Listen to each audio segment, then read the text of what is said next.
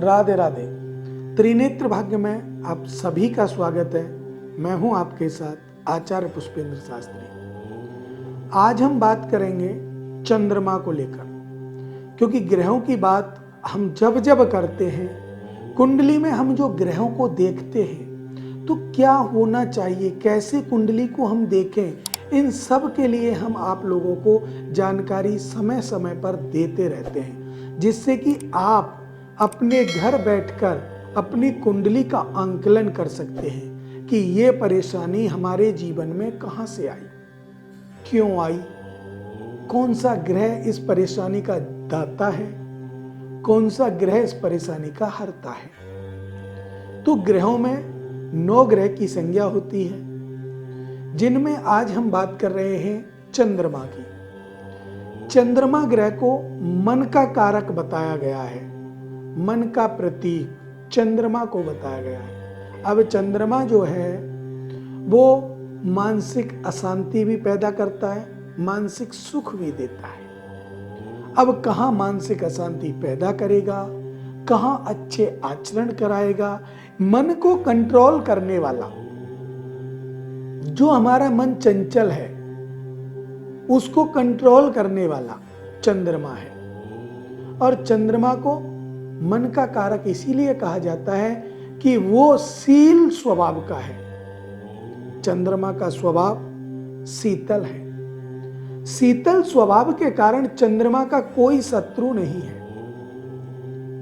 अगर हम बात करें एक राहु केतु, इन दोनों को वो शत्रु मानता है, लेकिन अगर हम वैसे बात करें तो बुध और सूर्य ये दोनों चंद्रमा के मित्र हैं, बुध और सूर्य।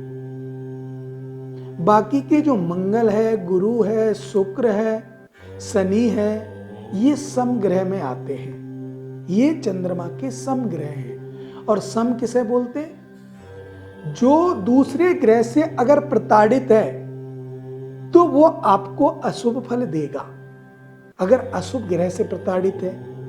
और अगर वो ठीक है तो वो आपको अशुभ फल नहीं देगा।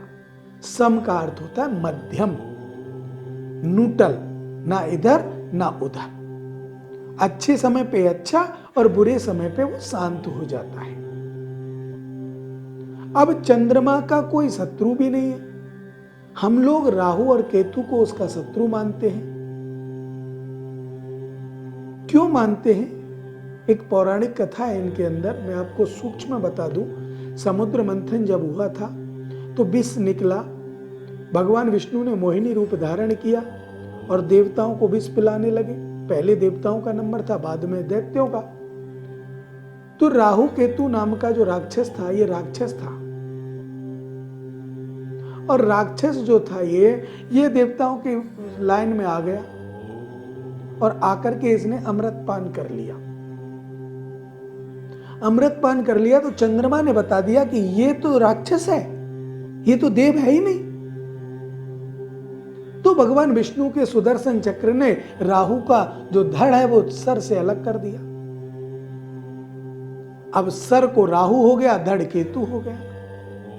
तब से राहु केतु दोनों 2 ग्रह बन गए और ये चंद्रमा को दूषित दृष्टि से देखते हैं, अर्थात पाप, दुष्ट, ऐसा ये मानते हैं। वैसे चंद्रमा की तरफ से कोई शत्रु नहीं है उनका, या तो मित्र है या सम है। और मित्र सिर्फ बुध और सूर्य है, और सभी ग्रह उनके समग्रह में आते हैं।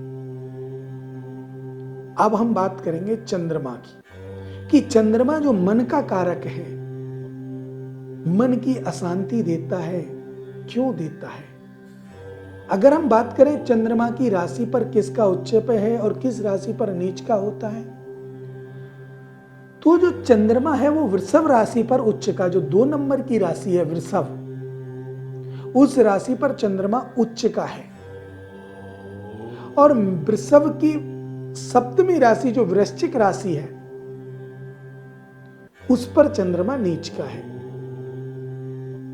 अब नीच हो या उच्च हो, प्रभाव तो अपने अपने स्वभाव के अनुसार हर ग्रह देता ही देता है। लेकिन चंद्रमा शीतल स्वभाव का होने के कारण वो बहुत शांत रहता है।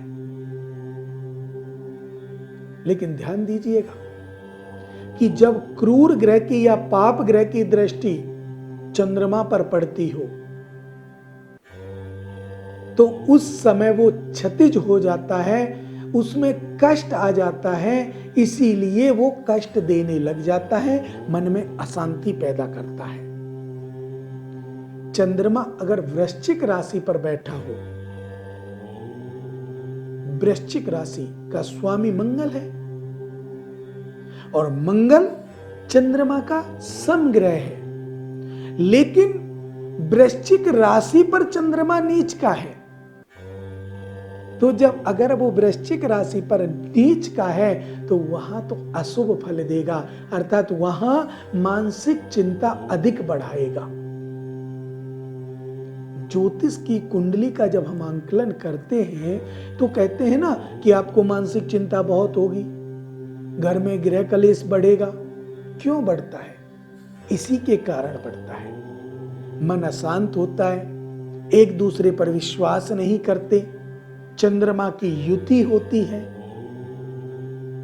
तो मन अशांत होने के साथ विश्वास खत्म हो जाता है और विश्वास खत्म होने पर टेंशन बढ़ जाती है, जिसके कारण ये गृह कलेश का बढ़ना, पैसे का फंसना और जो भी कर्म है चंद्रमा के निमित्त वो सारे होने लग जाते हैं।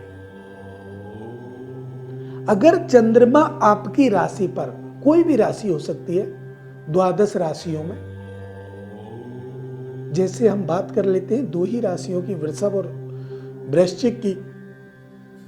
अगर वृश्चिक राशि पर है तो वृषभ राशि का चंद्रमा अच्छा होता है, उच्च का है। अब उच्च का चंद्रमा तो अच्छा रहेगा, लेकिन अगर वृश्चिक राशि पर है तो नीच का है, तो वहां वो अशुभ फल देगा। अब वो बात हमारे ध्यान में रखनी चाहिए कि वृषभ राशि कौन से स्थान पर विराजमान है या वृश्चिक राशि कुंडली में किस स्थान पर है। अब वो मारक घर में है तो ब्राह्मण कहते हैं आप चंद्रमा के दान करो। दान क्या होते हैं? चांदी, श्वेत वस्त्र, चावल, चीनी, दही, दूध, ये सारी चीजें दान होती है। दान की और भी बहुत सारी चीजें हैं, लेकिन मैं आपको दो दो चार चार चीज इसलिए बता रहा हूं जो मध्यम है। इन चीजों का चंद्रमा का दान होता है अगर वो मारक का स्वामी है।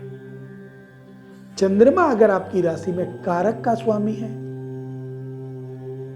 तो ब्राह्मण लोग कहेंगे आपसे चंद्रमा की पूजा कराइए, या चांदी का छल्ला उंगली में पहनिए, या चांदी का कड़ा पहनिए, या चांदी की चेन पहनिए, या चंद्रमा के मंत्र का आप जप करें, तो ये भी चंद्रमा की युति को अच्छा करता है, शक्ति बढ़ाता है। तो आपके जो शुभ कार्यों में अड़चन अगर चंद्रमा दे रहा है, चंद्रमा नहीं देता बल्कि चंद्रमा पर जब कुपित प्रभाव पड़ते हैं, दूसरे दुष्ट ग्रहों के प्रभाव पड़ते हैं, तब ये अधिक होता है। अब बात करेंगे राहु को। राहु को हम शत्रु मानते हैं। राहु चंद्रमा का शत्रु है और चंद्रमा के साथ राहु अगर बैठ जाता है तो वहां पर ग्रहण दोष लग जाता है, चंद्र ग्रहण दोष। अब चंद्र ग्रहण दोष लग गया तो हम लौकिक भाषा में भी बोलते हैं कि यार पता नहीं उसको तो ग्रहण लग गया, ऐसा लगता है। तो ग्रहण लगने का अर्थ है सब कुछ नष्ट हो गया। जब सूर्य चंद्रमा के साथ राहु बैठा हो या केतु बैठा हो तो ग्रहण लग जाता है और उस ग्रहण से मानसिक अशांति, मानसिक पीड़ा, सर में दर्द अधिक होने लगते हैं। बाईं आंख में परेशानी, बाईं आंख जो व्यक्ति की होती है वो चंद्रमा प्रभावित करता है, मंगल प्रभावित करता है। तो चंद्रमा के द्वारा अगर हम देखें तो आंखों में परेशानी, आंखों से पानी आना,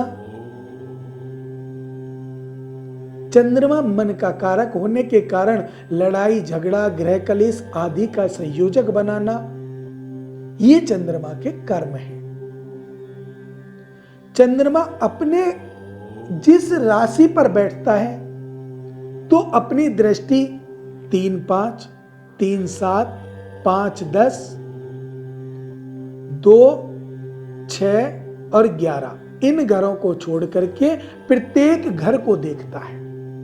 अपने से दूसरे घर को नहीं देखता, अपने से 6वें घर को नहीं देखता, अपने से 11वें घर को नहीं देखता, और इन तीनों चीजों को कोई भी ग्रह नहीं देखता है। और सभी पर उनकी दृष्टि जाती है, चाहे वो एक पाद दृष्टि से देखे, चाहे 2 पाद दृष्टि से देखे, चाहे त्रिपाद दृष्टि से देखे, चाहे संपूर्ण दृष्टि से देखे या चतुष्पाद दृष्टि से देखे। जब वो इस दृष्टि को देखता है, देता है, तो अगर वो दृष्टि उसकी सबसे अधिक जा रही है वृश्चिक राशि पर, तो उस घर में वो व्यवधान देगा। अब वो घर किसी भी का हो सकता है, तन से लेकर के व्यय तक हमारे 12 घर होते हैं कुंडली में, और इन्हीं 12 घरों का प्रभाव हर ग्रह तब देता है जब उस घर में विराजमान हो। किस घर में किस राशि पर है वो कैसे फल प्राप्त कराएगा। मेष राशि पर है, मेष का स्वामी मंगल है, मंगल चंद्रमा का समग्रह है तो मीडियम देगा। वृषभ राशि शुक्र की है, शुक्र भी मीडियम रहेगा। मिथुन राशि बुध की है, बुध चंद्रमा का मित्र है तो मित्रतावत अच्छे फल देगा। लेकिन दृष्टि को भी देखना पड़ेगा कि चंद्रमा कितनी डिग्री पर है, कितने अंश पर है और कौन सी डिग्री पे पावरफुल होता है।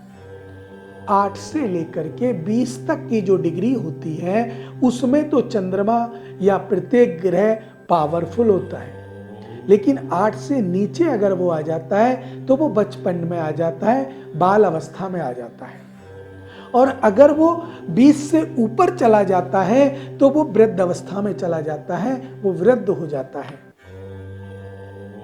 ऐसे ग्रहों का हमें आंकलन करके उनकी डिग्री देखना, हर चीज की स्तुति अच्छी तरह से देख करके हम उस चीज को आगे ला सकते हैं, ग्रहों को बता सकते हैं। अब जब उच्च और नीच को देखते हैं, दृष्टि को देखते हैं, शुभ अशुभ मित्र शत्रु इन ग्रहों को हम देखते हैं, जो मैं आपको बता चुका हूं। ये आप देख करके अपने आप अपने जीवन के बारे में वर्णन कर सकते हैं। और अगर फिर भी आपकी समझ में कोई चीज नहीं आती है तो आपके जो स्क्रीन है उस पर नंबर आपको मिल जाता है, उस नंबर पे बात आप कर सकते हैं, हमसे आपकी बात हो जाएंगी। कोई भी परेशानी आप बात करें।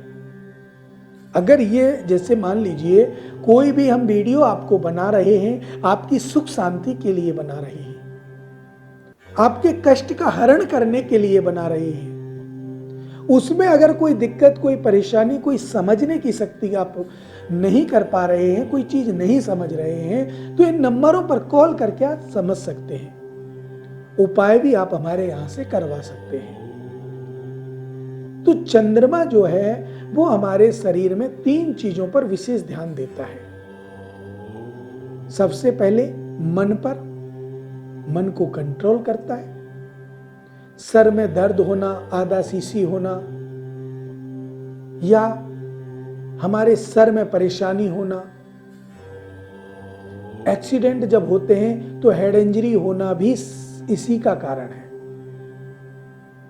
अगर देखा होगा आपने, जब एक्सीडेंट हो जाता है, सर के बल हम गिर जाते हैं और हेड इंजरी बन जाती है, या कोई ऐसी समस्या आ जाती है, खून बाहर नहीं निकलता, अंदर चक्का जम जाता है, तो वो भी इस चंद्रमा का ही प्रतीक कहलाता है।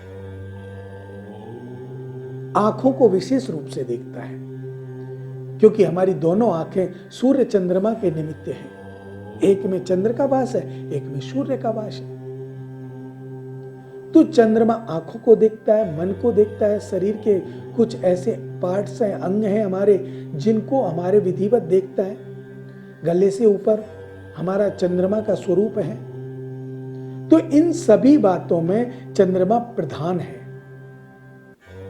और प्रधान चंद्रमा, अगर चंद्रमा नीच की राशि पर बैठे तो आपको बहुत कष्ट देगा। और शत्रु के साथ, अर्थात समग्रह भी हैं और वो नीच की राशि पर बैठे हुए शत्रुवत व्यवहार कर रहे हैं।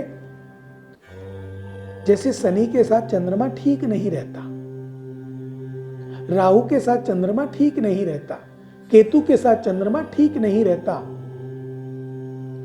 तो इनकी परेशानियां जब आती हैं तो ये व्यक्ति को कहीं का नहीं छोड़ते, इतना परेशान कर देते हैं। तो इनका विशेष आपको ध्यान रखना चाहिए। इन ग्रहों की जो युति है उसका आपको विशेष ध्यान रखना चाहिए, जिससे कि आपका जो लक्ष्य है वो सफल हो, आपका जो जीवन है वो सफल हो। ग्रहों की युति को समझना ही सबसे बड़ा हमारा कर्म है। अब मुझे दीजिए इजाजत। राधे राधे।